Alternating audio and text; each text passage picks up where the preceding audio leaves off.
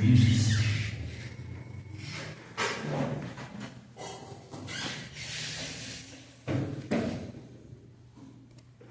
Capítulo 7.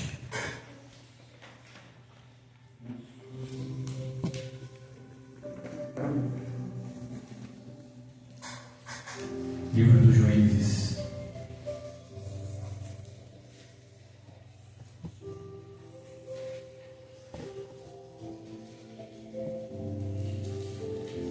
Capítulo 7, versículo 1.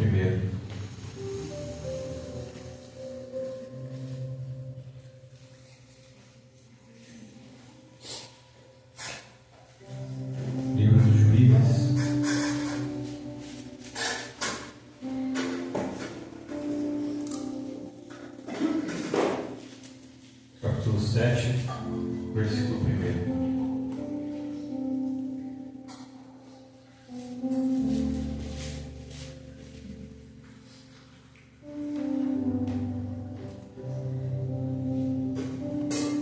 Peço perdão, irmãos.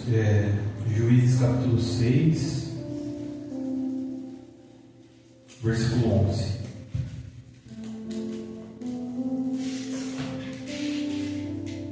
Amém? Capítulo 6 de Juízes, versículo 11. Enquanto os que procuram encontram, os que já acharam podendo fechar os olhos, façam isso. Senhor, nessa noite eu te agradeço por esta grande oportunidade. Eu já me sinto abençoado pela oração feita antes desse momento, mas ainda faço um pedido a Ti, que faz conosco não aquilo que nós queremos ouvir, mas sim aquilo que nós precisamos escutar. Que o Senhor fale de forma clara, concisa e poderosa, que o Senhor ensine, exorte e edifique, que nenhum de nós saia daqui como chegamos, que todos saiamos diferentes. Amém.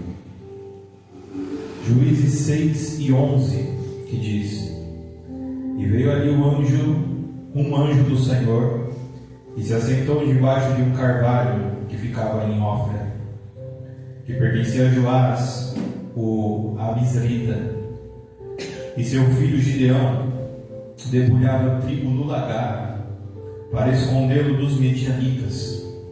E o anjo do Senhor lhe apareceu e disse: O Senhor está contigo, homem poderoso e valente.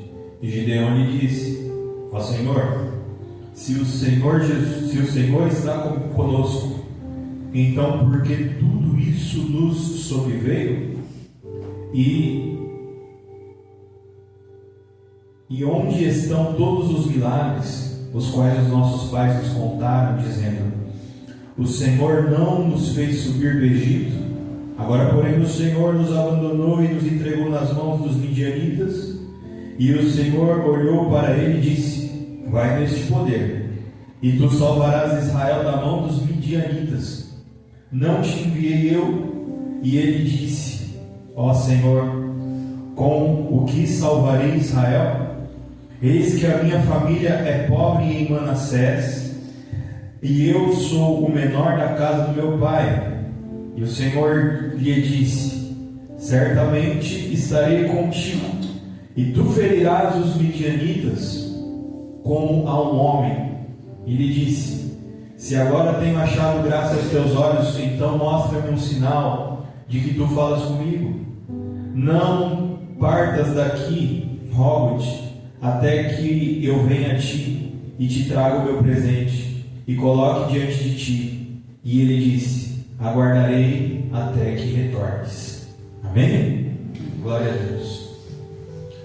A mensagem dessa noite, irmãos, vai falar de um momento que é muito comum a todos nós, um momento de grande dificuldade da nossa vida, um momento de luta, um momento de provação. E eu digo que é comum porque todos nós temos no registro da nossa memória algum momento de grande dificuldade, e alguns talvez estão passando por aquilo que, vasculhando a sua mente, talvez seja o pior momento da sua vida. Mas a mensagem dessa noite, ela não é sobre mim ou sobre você. Ela é sobre alguém que é maior, que é soberano, que está além do tempo, que é o dono de todas as coisas. E mesmo sendo tão grande, Ele tem a grandeza de fazer-se pequeno.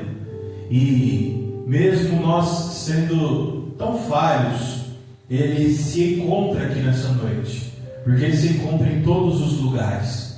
Ele está em todos os lugares. E Ele escolheu estar. Ele poderia não estar. Ele poderia não permitir que existíssemos, ou poderia não nos ter construído. Mas Ele tem a grandeza de fazer-se pequeno. E quando nós lemos no começo da palavra, no começo da Bíblia, que Ele disse, né? Façamos o homem a nossa imagem e semelhança. Ele nos dá um pouco do seu poder. Ele nos dá um pouco da sua identidade. Ele nos dá um pouco da sua essência. Ele nos permite experimentar aquilo que Ele de fato é, e dizendo que nós somos Ele. E nos dá o direito de escolha. Sim, Ele poderia nos obrigar a servi-lo, mas quando nos criou, Ele não fez para si escravos. Repare que Deus não tem escravos. Os homens têm escravos. Homens escravizam homens. Se você olhar na natureza, um animal subjuga o outro para poder manter-se vivo, né? Para poder existir. Um é presa do outro. Mas Deus não tem escravos. Tudo que saiu de Deus é livre. E tudo que é de Deus retorna para Ele. Mas quando retorna por livre e espontânea vontade. Veja que Deus não tem prazer em obrigar. Não tem prazer na obrigação. Porque o Senhor é liberdade. Assim é a personalidade dele. E quando Ele nos chama à existência, a Bíblia usa esse termo, e chamou o Senhor à existência, como que tivesse chamado para a terra um espírito que poderia ou não estar em algum lugar, mas que já existia no pensamento de Deus. Então, quando o Senhor nos chama à existência e nos dá um pouco da sua grandeza, nós temos a escolha de retornar para Ele. E a jornada daqueles que são chamados filhos de Deus, ela é, irmãos, uma jornada de retorno. Veja que nós vamos chegar na terra muito longe da nossa casa. Se nós entendermos que o Senhor é a nossa casa, nós chegamos na terra longe dele. Porque qualquer criança que passa a existir no ventre da sua mãe, se ela seguir o curso natural, e o que nós vamos chamar de curso natural? Aquele cronograma que Deus estipulou, ou seja, o plano do Senhor é que nasçamos e vivamos o máximo possível. Às vezes a gente olha um idoso, alguém que é velho, e a gente olha assim e fala, nossa, coitado, coitada, né? Daquela velhinha, daquele velhinho, coitado, está tão sofrido da vida, está sofrida. Mas você, eu não sei qual que é a sua idade, mas em quantos velórios você já foi na sua vida? Quantas vezes você chegou naquele velório e tinha uma criança lá? Quantas vezes você chegou lá e tinha um adolescente? Tinha um jovem de 20 e poucos anos, um jovem de 30 e tantos, um homem, uma mulher dos seus 40, 50. Até hoje em dia, se você, tem muita gente que passou dos 60 e você olha a pessoa, você não sabe qual a idade que ela tem. Ela fala 60, você fala, nossa. Mas se a gente passar na frente de um cemitério grande lá agora, vai ter alguém de 60. Mas não é todo mundo que vai nascer, que vai chegar na terra, que vai viver até os 70. Talvez sejam poucos. Então, quando a gente olha alguém com idade 80, 90, 110, 120, a gente está vendo alguém que viveu o Salmo 91. 1000 cairão ao teu lado, 10.000 à tua direita, mas tu não serás atingido. Pergunta para alguém de 90 anos: em quantos velórios o senhor já foi? Quantos velórios que a senhora já foi?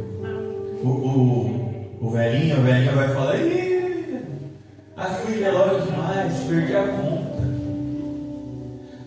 A tristeza de quem tem muita idade é que quando chega no final da vida, todo mundo que você amava, que você pegou no colo, que você ajudou a criar, olha lá, foi antes de você. Essa é a tristeza. Mas viu muita coisa. Um dia o Senhor queria avisar para Pedro que ele ia ser um dos únicos apóstolos, discípulos que ia ficar velho, porque todo mundo morreu novo por causa do Evangelho. Aí ele chegou e Pedro falou assim: hoje você é novo, você faz o que você quer, mas um dia, Pedro, você vai ficar velho, vão te pegar o braço, vão te levar para onde você não quer ir. Mas se saiu da boca de Jesus, Pedro ficou feliz, falou: novo eu não vou morrer, ele falou que eu vou ficar velho. E Jesus cumpriu a promessa. Pedro foi um dos únicos, junto com João, que chegou na velhice, e o resto tudo morreu novo. Eu preciso te falar algo nessa noite. Quando a criança chega no mundo e ela vai percorrer esse caminho até a velhice, que não é toda criança que vai chegar nesse mundo que vai percorrer, e a gente não sabe quem vai, quem não vai. Quando essa criança começa a existir no ventre da mãe dela, ela está longe do Senhor, porque ela vai passar uma jornada aqui de 70, 80, 90 anos. Então falta tempo até o dia que ela vai partir dessa terra. Mas na verdade nós não sabemos há quanto tempo estamos de nos encontrar com o nosso Senhor. E tem uma mensagem na palavra que ela diz assim, presta atenção no que eu vou falar agora. É uma pergunta. Jesus Cristo diz: louco, essa noite pedirão a sua alma, e o que tens preparado, e para quem será? Parece uma palavra dura, mas quando você recebe uma palavra dura de alguém que te ama, não tem como ela ser ruim. Então, se eu tomar para mim essa mensagem e receber essa pergunta, o dia de me encontrar com meu Senhor pode ser hoje. E o que eu tenho preparado? Para quem será? Só que no meu caso, desde que eu era uma criança, eu nasci longe do Senhor, longe deste dia de me encontrar com o meu Senhor. Eu não sei qual vai ser o dia que eu vou me encontrar com o meu Senhor, mas hoje eu estou mais perto desse dia do que eu estava quando eu nasci. Quantos aqui estão ouvindo essa palavra? Então a gente nasce longe do Senhor, mas conforme a gente vai vivendo, a gente vai se aproximando. Glória a Deus. Então você está muito mais próximo de se encontrar com o teu Senhor do que você estava ontem. E eu estou lhe dizendo isso porque Ele é tão bom que Ele nos dá a oportunidade de nos prepararmos para nos encontrar com Ele. E existe uma bênção, e essa bênção tem nome, e eu vou contar o nome dela para você aqui nessa noite, que são muito poucas pessoas que recebem essa bênção durante essa jornada que nós temos nessa vida. Eu peço perdão por agredir o português, porque muito pouco é uma agressão muito forte. São pouquíssimas pessoas que vão receber essa bênção. Preste atenção no que eu vou lhe dizer agora, o nome dela: amadurecimento. Tem gente, meu irmão, que está chegando lá com 70, 80 anos. Sabe o que aconteceu com essa pessoa? Não amadureceu. Sabe qual que é a bênção do amadurecimento? É alguém que está aproveitando a oportunidade de se preparar para se encontrar com o seu Senhor. Quantos aqui estão ouvindo essa palavra? Qual é a bênção do amadurecimento? Eu errei até o dia de hoje, mas eu aproveitei a oportunidade que os meus erros me deram para que eu me tornasse uma pessoa. E quem é infantil? Aquele que joga essas oportunidades fora e continua errando toda vez na mesma coisa. Quem aqui está ouvindo essa palavra? Jesus não tem problema nenhum com o meu erro, nem com o teu erro. Aliás, Ele espera por isso.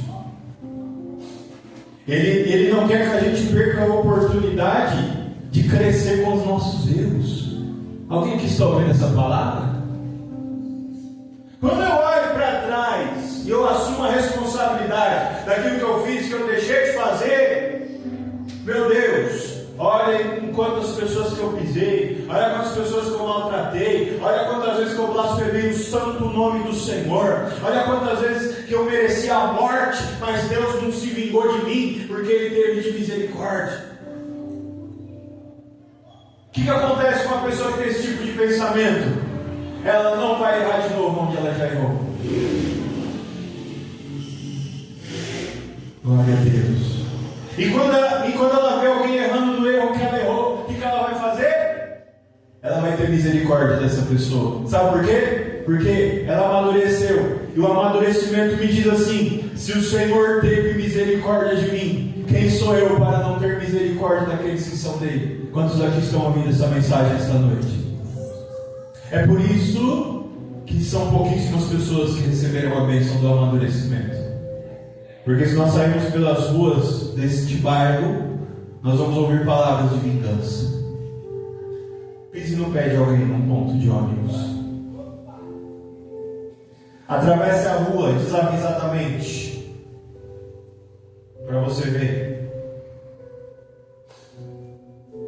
Pegue um dia mal, um dia que você não dormiu direito, que você não comeu direito, que teve uma morte dentro da sua casa, e experimente precisar da compreensão de alguém, precisar que alguém releve alguma grosseria sua. Todos os dias que nós saímos da nossa casa, nós arrumamos inimigos, pessoas que não têm compaixão, pessoas que não perdoam depois que foram perdoadas, pessoas que não têm misericórdia depois de terem recebido mais um dia pela misericórdia do Senhor, pessoas que não amam quando foram amadas sem que merecessem amor e antes merecessem a morte e o julgamento. Mas hoje a palavra do Senhor nos dá a chance e a oportunidade de converter o nosso coração e de não sermos condenados com o mundo, porque quando participamos da ceia do Senhor, nós sentamos na mesa como os pecadores que nós somos e nunca deixamos de ser, assim como aqueles homens que eram cobradores de impostos, pescadores, desempregados, jovens desocupados que nem estudavam e nem trabalhavam. Mas quando eu me sento na mesa daquele que é santo, a santidade dele é maior do que a minha iniquidade, e é mais fácil ele me tornar santo do que eu corrompê-lo. Então eu entendo que ele me deu a oportunidade de sentar à mesa com ele, e quando eu como desse pão, e quando eu bebo desse cálice, eu entendo que eu não merecia, mas ele me chamou e ele me amou, e a única coisa que ele quer que eu faça é que eu faça a mesma coisa que ele fez por mim a qualquer daqueles que aparecerem na minha frente, sejam eles quem forem.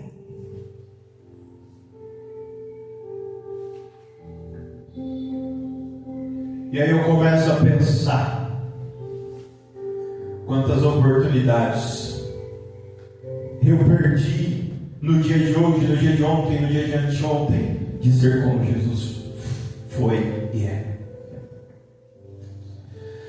Mas nada está perdido.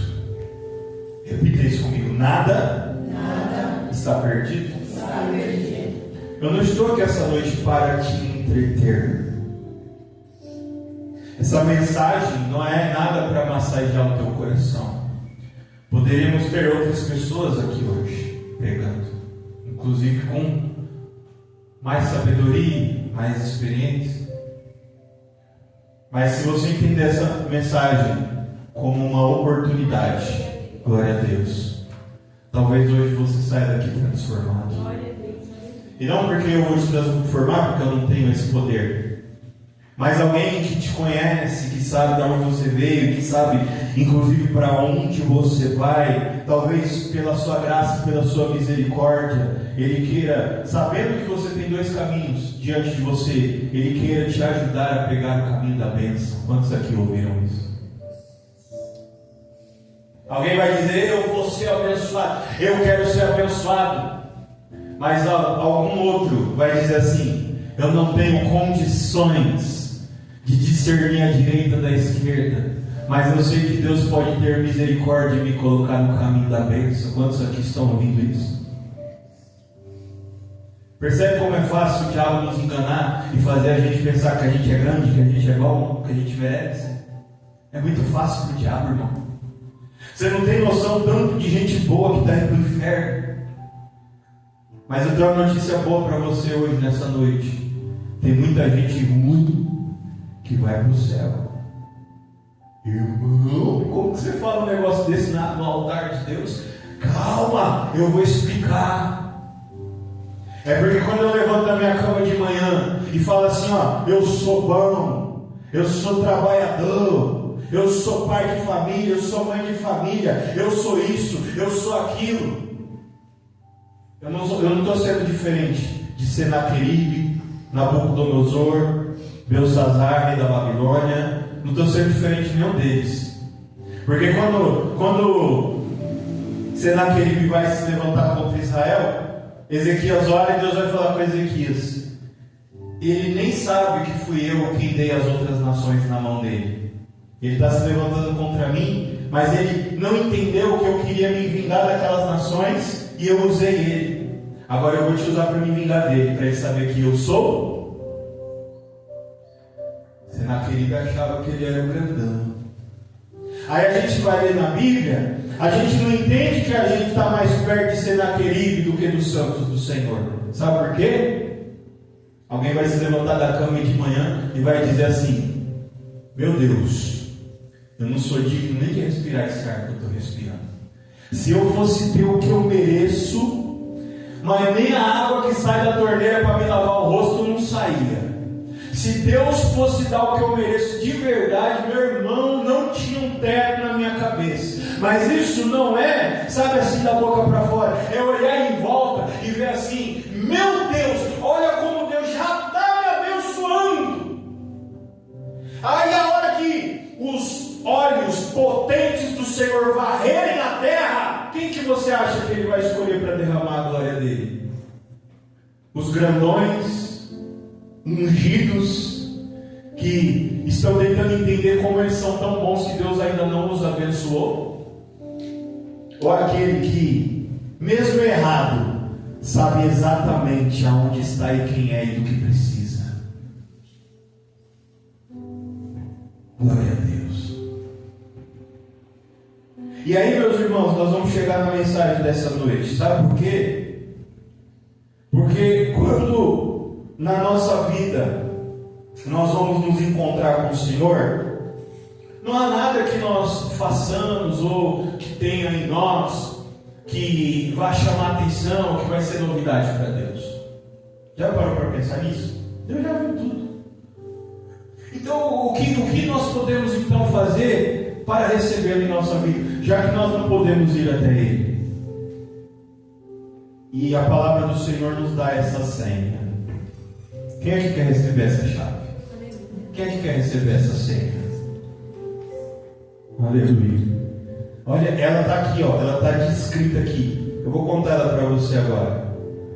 Quando eu reconheço o Senhor Jesus como único e suficiente Salvador da minha alma, nesse momento Ele vem a mim, porque eu não posso ir até Ele.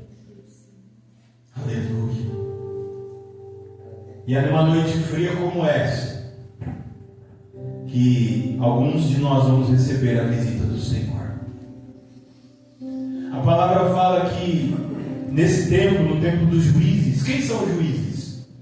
O povo de Israel entrou na terra prometida depois de Josué. Moisés morreu, Josué assumiu a liderança, entra na terra prometida.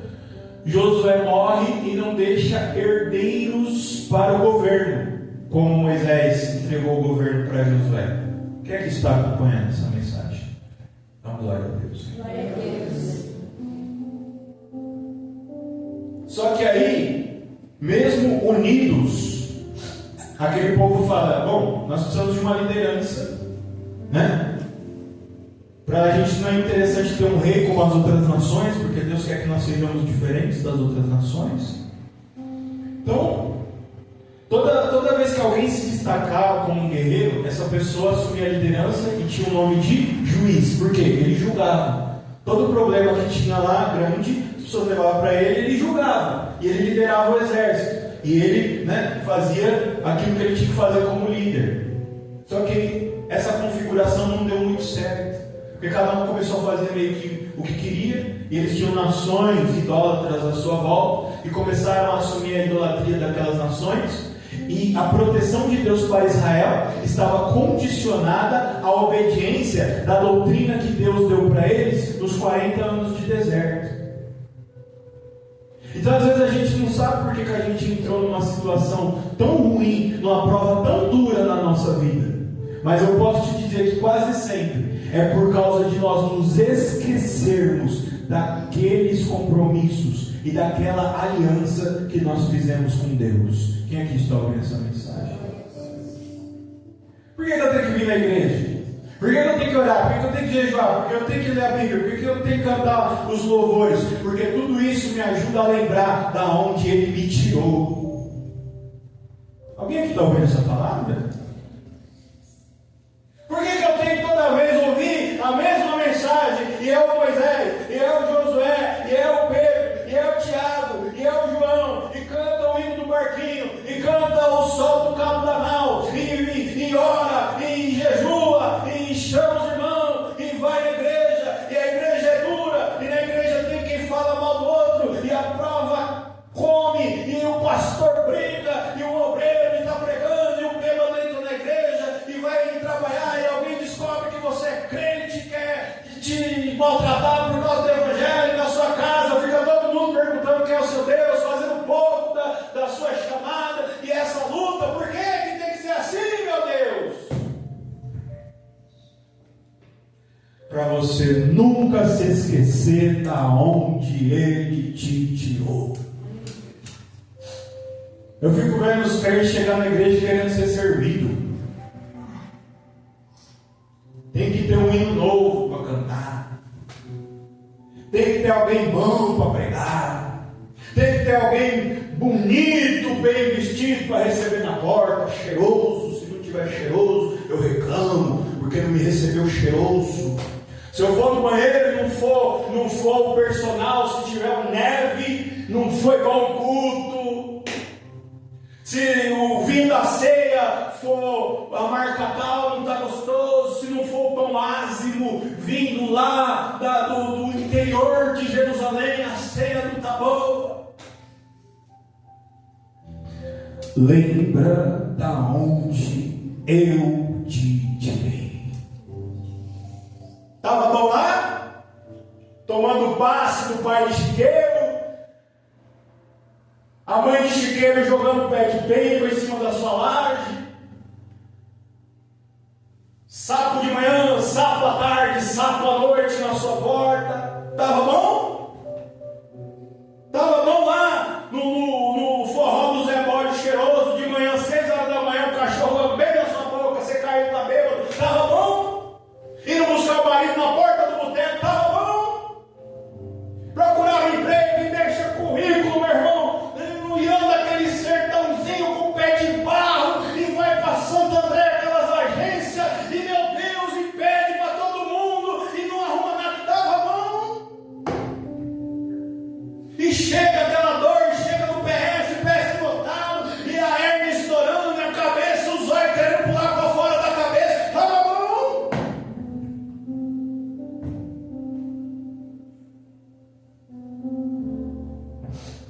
Porque no dia que ninguém teve de misericórdia de você,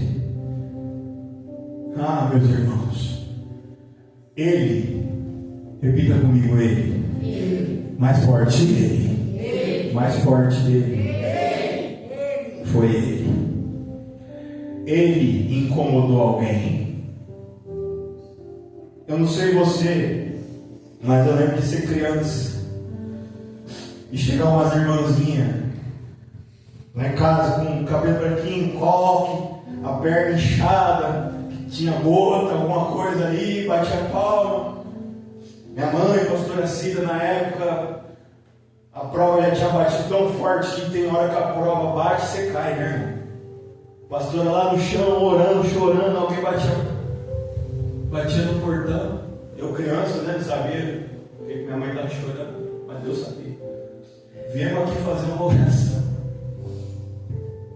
Ele incomodou alguém para ir lá te buscar em algum lugar, em algum momento. É por isso que você está aqui. Não acha que você veio, ele foi te buscar.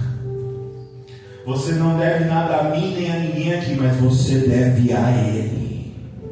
Ah não, mas ninguém foi me buscar. Não, eu vim buscar, eu vim atrás dele. Você só veio porque ele te chamou pelo teu nome e separou um lugar aqui para você.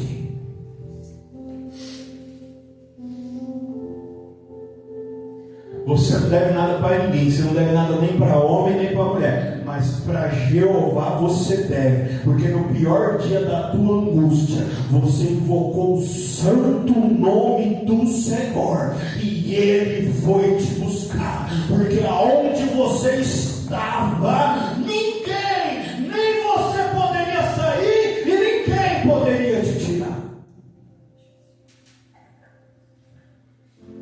Porque você estava como Gideão.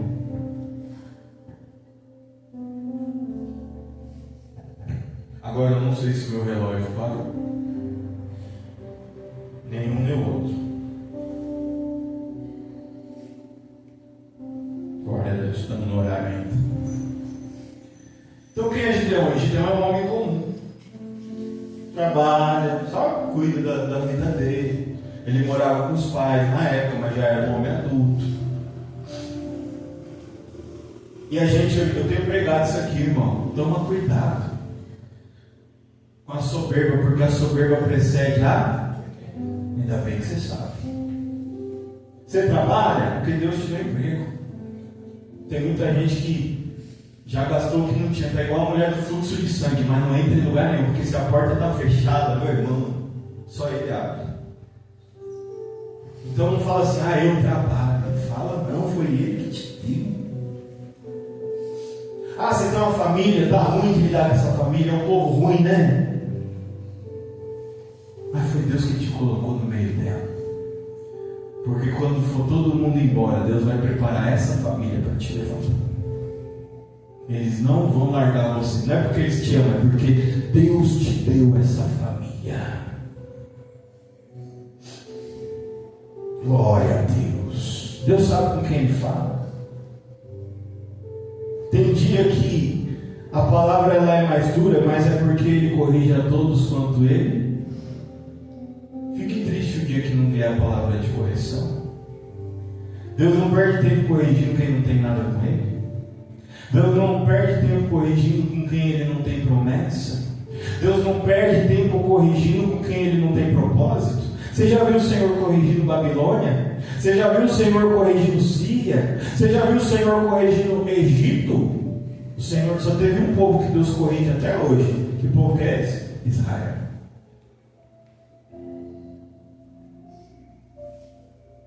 Aleluia. Quem era Gideão? Um homem comum. Trabalhava, cuidava da vida dele. Então, cada um de vocês são candidatos a receberem o anjo do Senhor na sua casa, no seu trabalho, o mais rápido quanto possível. Quantos aqui creem nessa palavra? Quem faz seleção, quem faz acepção de pessoas não é Jesus, é o mundo. O mundo faz teste de QI, o mundo faz teste de aptidão, o mundo faz seleção, o mundo faz pessoas, o mundo faz isso. Jesus não. Talvez ele faça seleção ao contrário. Ele quer os que não são. Ele quer os excluídos. Ele espera o mundo fazer a seleção dele para ele pegar os que sobraram. Esse era Gideão. E a palavra diz muito claramente que eles estavam malhando trigo no lagar. Para quem não sabe, lagar é lugar de moer uva. Já viram na televisão, em algum filme, as pessoas pisando na uva para fazer o vinho? O suco da uva. Então Gideão levou o trigo para o lagar. Por quê? Um povo afligia Israel naquela época, que se chamava Midianitas, ou o povo de Midian. uma nação maior, uma nação mais forte, que odiava Israel e que estava em guerra contra Israel e que tinha subjugado Israel, ou seja, tinha escravizado aquele povo. Eu não vou destruir vocês, mas vocês vão trabalhar para mim. Então, era uma nação de escravos. Quantos ouvem isso? Eles se tornaram novamente uma nação de escravos dentro da terra que Deus deu. Ué, mas não foi Deus que deu? Foi. Não foi Deus que libertou eles do Egito? Foi. O diabo não tem poder de tirar da minha mão aquilo que Deus tem, que Deus me deu, mas eu posso abrir mão daquilo que Deus me deu. Deus falou: eu estou fazendo vocês hoje livres quando tirou eles do Egito, mas eles abriram mão da liberdade que Deus deu por causa da idolatria e tornaram a ser escravos nas mãos dos midianitas. Nós somos criados para obedecer alguém. Se nós não obedecermos ao nosso Deus, que nos dá liberdade, nós vamos obedecer o nosso inimigo, que tão rápido quanto possível nos tornará cativos. Assim era Midian. E irmãos, não era uma servidão tranquila não, aquele povo apanhava, aquele povo era humilhado, aquele povo era assassinado, era morto, aconteciam coisas terríveis. E às vezes a gente olha para a nossa vida e fala: em que momento que tudo ficou tão ruim? Em que momento que eu perdi tudo que eu tinha? Em que momento que a minha vida se virou de cabeça para baixo? Deixa eu te falar, a ausência de Deus faz com que a nossa vida fique insuportável. Quantos aqui estão ouvindo essa palavra? Você pode morar no melhor bairro desse país. Se a presença do Senhor não se manifestar lá, aquele vai ser o lugar mais triste da face da terra. O inferno não é inferno porque quem manda lá é o diabo. O inferno é o inferno porque o inferno é a completa ausência da presença de Deus. Alguém aqui está ouvindo essa mensagem? Irmão, você serve um Deus tão grande. Se você soubesse, quando Deus te livra, Ele não está te livrando da mão do diabo, Ele está te livrando da própria ira dele. Quantos aqui estão ouvindo isso? A obediência nos livra da ira de Deus. Ela não nos livra do diabo. O diabo é apenas uma figura, é alguém que foi um anjo e que ele obedece ordens, ele só vai até onde Deus permite que ele vá, porque ele perdeu o direito dele de ser anjo. Mas a ira de Deus e a sua ausência são piores do que qualquer poder das trevas. Ele cria o bem e Ele cria o mal. Ele é o Senhor. Quando Ele nos livra, Ele está nos livrando da ira dele. Um dia Moisés falou assim: eu queria ver a tua face. Aí ele falou assim: Moisés, coisa dura pediste, porque não há homem que me veja a minha face permaneça vivo, mas entra na fenda daquela rocha, porque quando eu passar, vou permitir que você veja as minhas costas. Porque todo aquele que tem comunhão, compromisso, intimidade com Deus, pode pedir o que quiser. E ainda que Deus não conceda conforme o desejo do teu coração, Deus não vai deixar de fazer aquilo que você pediu que Ele fizesse. E aí Gideão estava cuidando da vida dele, mas ele teve que levar o trigo para malhar no lagar, escondido. Porque se algum midianita visse, se alguém contasse para os midianitas que ele estava cuidando do trigo para ter o que comer, se alimentar e até vender o que sobrasse, ele seria assassinado, ele seria morto. Então ele estava escondido, fazendo o que era certo. Quem está ouvindo essa palavra? Se você quiser errar, você vai arrumar um monte de gente para te ajudar. Se você quiser roubar, você vai encontrar um monte de gente para roubar com você. Se você quiser fazer coisa errada, fora do teu casamento, você vai arrumar um monte de gente para te acobertar. Agora você quer precisar se esconder? Começa a fazer as coisas certas, as coisas que tem que ser feitas. Começa a ser verdadeiro com Deus. Começa a ter compromisso, intimidade com Deus. Meu irmão, você vai ter que se esconder. Porque se foi assim com os profetas, com os discípulos e com os apóstolos, não vai ser diferente com nós. O bem que você fizer não ficará sem vingança. É por isso que a gente tem que ter coragem para honrar a nossa família, para honrar o nosso Deus. Você quer honrar o teu Deus, você quer obedecer ao Senhor, o Senhor vai te engrandecer nessa terra.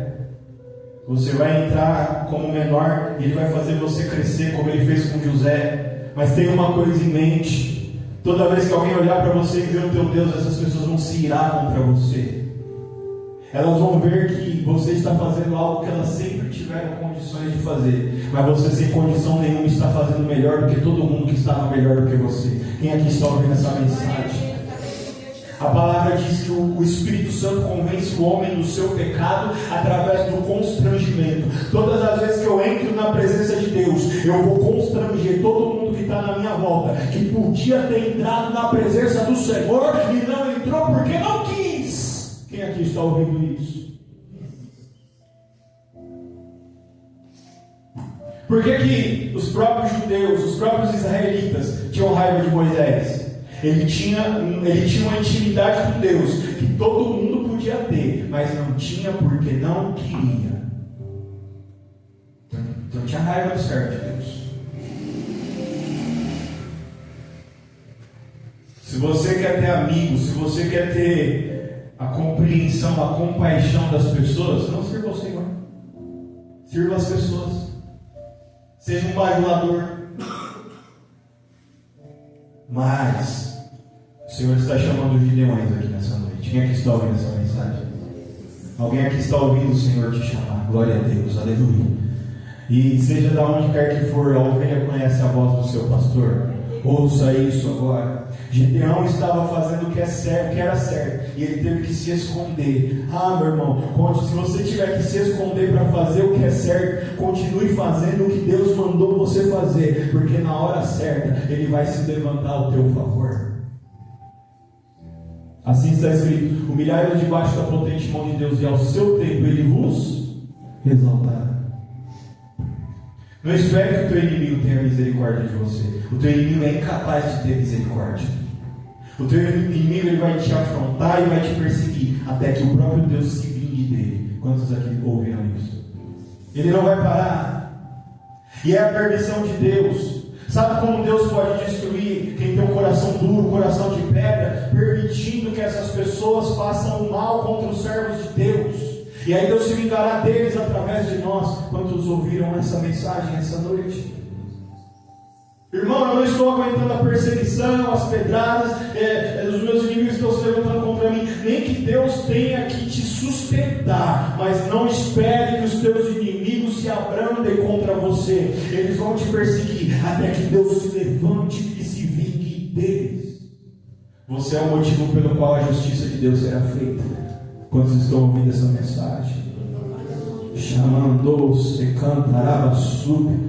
Alguém aqui está clamando: Senhor, aplaca a ira do meu inimigo contra mim. Senhor, o chicote do meu algoz está me levando a sentir o sabor da morte. Meu Deus, está dura esta batalha. O Senhor está dizendo: não peça compaixão para Faraó, não peça compaixão para Nabucodonosor, não peça compaixão para Senaqueribe. Eu vou destruí-los. E no dia que eu destruí-los, eu te sustentarei até este dia, para que a minha glória seja feita e a minha vontade aconteça.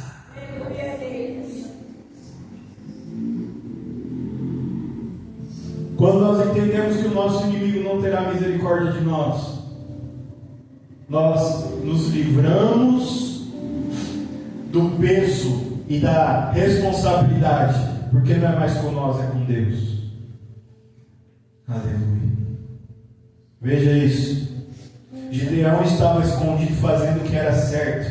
Tem gente aqui que está triste. Irmão, depois que eu resolvi acertar, depois que eu parei de ir lá tomar passe daquela mãe de santo, depois que eu parei de contrabandear, depois que eu parei de enganar, depois que eu parei de sonegar, depois que eu parei de mentir, depois que eu parei de trair, depois que eu parei de maldizer, depois que eu parei de ir na benzedeira, depois que eu parei de fazer, como é que é o nome daquilo lá? Depois que eu parei de fazer simpatia, as coisas ficaram tão difíceis. Se aumentaram o número dos meus inimigos, eu tenho que me esconder para fazer o que é certo. Se eu quiser fazer uma oração dentro da minha casa, eu tenho que fazer escondido. Se eu quiser vir para a casa do Senhor, eu tenho que fazer escondido. Aleluia! Você não entendeu? Você está fazendo a obra de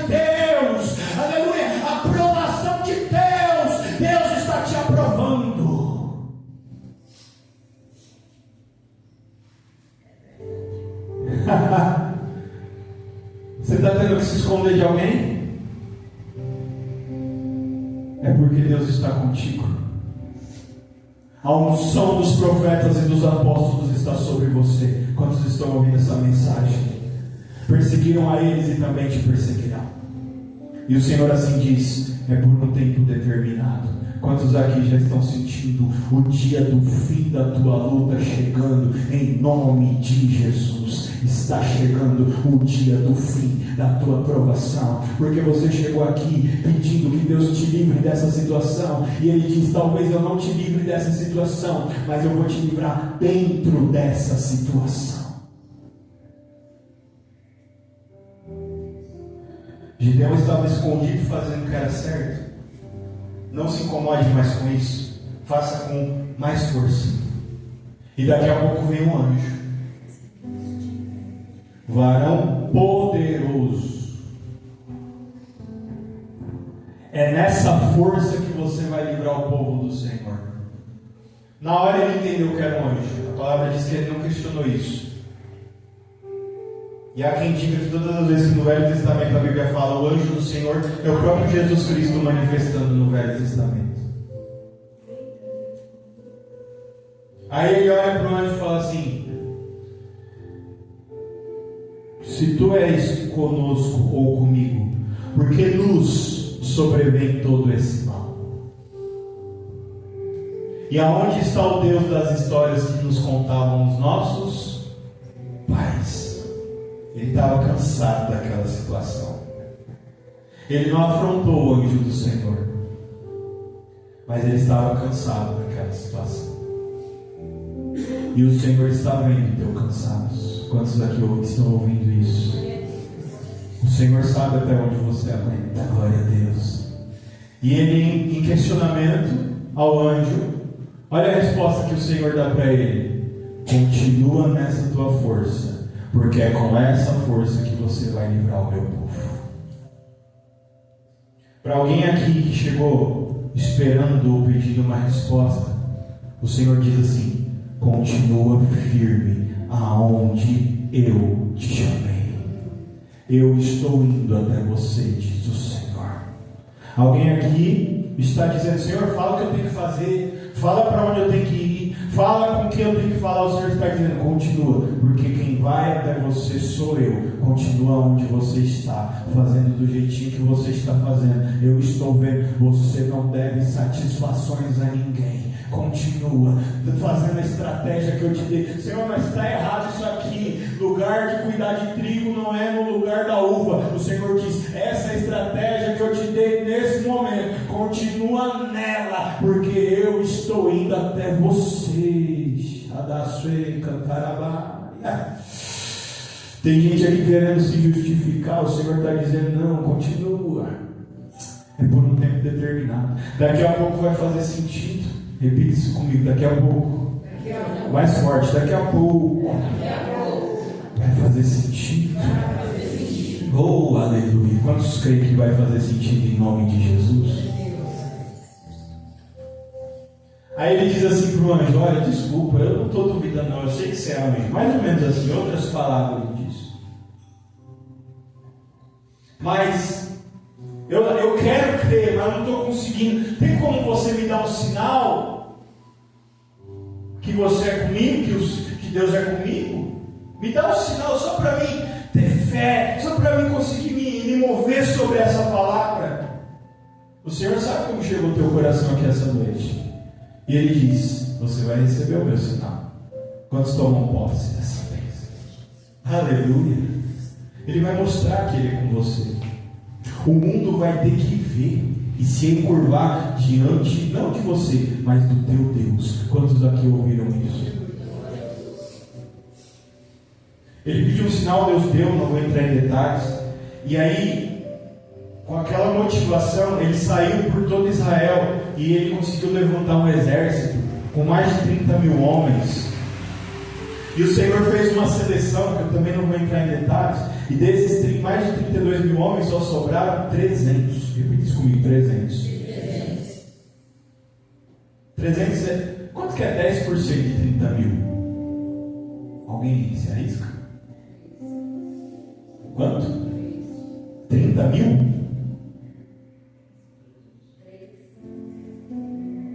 3 mil. 10% de 30 mil é 3 mil. Então 300 é 1% de 30 mil? Glória a Deus. Olha o tamanho da expectativa de Gideão. Não, com 30 mil eu vou e Deus, a palavra vai se cumprir, sim ou não? Ficou fácil, sim ou não? Porque é 30 mil contra 30 mil. Essa é a expectativa de Gideão. Só que quando Deus quer ser engrandecido, ele quer ser engrandecido através de alguém que é pequeno, sim ou não? Aí Deus fala, ó, manda os 99% embora, eu só quero 1%. Diante da estratégia do Senhor, a gente não precisa de muita coisa. Talvez você esteja falando, irmão, eu estou fraco, eu já fui forte, eu já tive juventude, eu já tive dinheiro, hoje eu sou fraco. O Senhor está dizendo, eu preciso de 1% do que você é hoje. Quantos ouviram essa palavra? Você tem muito mais do que o que eu preciso para fazer o que eu quero fazer. O Senhor deu a estratégia e falou, ó, de noite, vocês vão marchar contra o arraial dos midianitas, eles não estão esperando. Vocês vão quebrar um vaso, todo mundo ao mesmo tempo, vão acender uma tocha e vão descer o morro. Tinha um descampado, descida. Vocês vão subir e descer a tocha e vão gritar, uma espada pelo Senhor e por Gideão. 300 homens. Os midianitas tinham medo dos mortos. Todo mundo que eles matavam, eles acreditavam que ia vir com uma cabeça de fogo para pegar eles em algum momento. Então eles tinham medo dessa crença, que era mentirosa. Quando eles viram 300 homens descendo no barranco gritando, uma espada pelo Senhor e por Gideão, por Senhor, por Gideão, por Senhor, por Gideão, por Senhor, por Gideão. Um midianita olhou para a cara do outro e falou, os fantasmas que a gente matou vieram buscar a gente, vamos se matar antes. Um enfiou a espada na barriga do outro. Quando os 300 de Gideão chegaram no arraial de Midian, já estava todo mundo. Tem gente aqui morrendo de medo. Irmão, se eu fizer o que eu estou achando que Deus vai mandar eu fazer, não vai dar certo. Deus está falando aqui e eu encerro. Deus tem surpresa para crente no arraial de Midian. Espera a hora certa, mas quando Ele mandar, você vai, porque a vitória é sua. Em nome de Jesus, as palmas são para o Senhor. Aleluia. Toma posse.